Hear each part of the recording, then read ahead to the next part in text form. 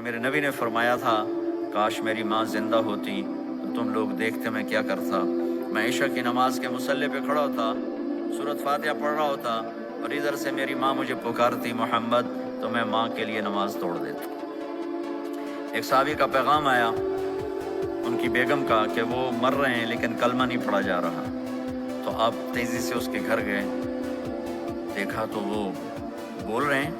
آپ نے کہا کلمہ پڑھو، کہا جی نہیں پڑھا جاتا، ویسے بول رہے ہیں نہیں پڑھا جاتا۔ آپ نے پوچھا اس کے والدین میں کون زندہ ہے؟ کہا جی ماں زندہ ہے۔ آپ نے کہا بلاؤ، کہ ماں آ گئی۔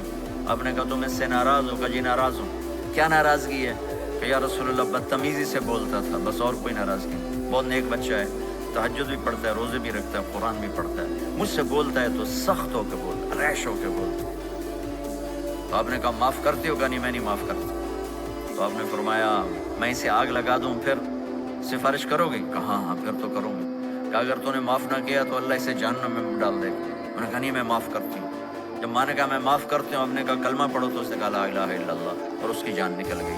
پھر آپ نے ان کا جنازہ پڑھایا اور فرمایا کہ جس نے ماں باپ کو دکھ دیا اس پہ اللہ کی لعنت، اس پہ زمین آسمان کی لعنت، ان کی نہ نماز قبول ہے، نہ روزہ قبول ہے، نہ صدقہ قبول ہے۔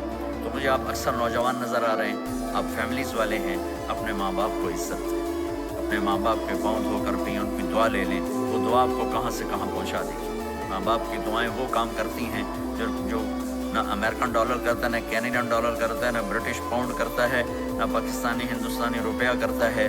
ماں باپ کی دعاؤں سے ساتوں آسمان کے دروازے کھل جاتے ہیں، زمین آسمان کی برکتیں سمٹ کر ان لوگوں کے پاؤں میں آتی ہیں جو اپنے ماں باپ کی دعا لیتے ہیں۔